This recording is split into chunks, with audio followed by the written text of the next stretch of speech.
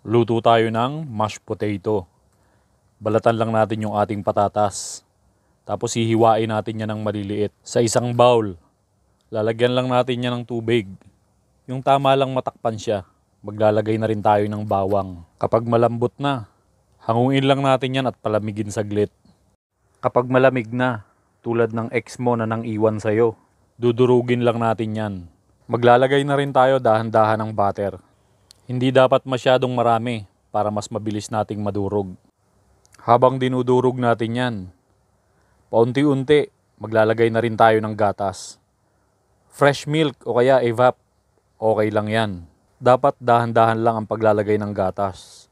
Hanggang sa maging fluffy yung kanyang texture. Para mas smooth ang texture, lalagay lang natin yan sa ating food processor. Maglalagay na rin tayo ng konting asin, pampalasa. Tapos, babalik natin yan sa ating kawali. Halu-haluin lang natin yan. Kapag creamy na siya, ready na yan. Ganyan lang kasimple. Halika, kain tayo.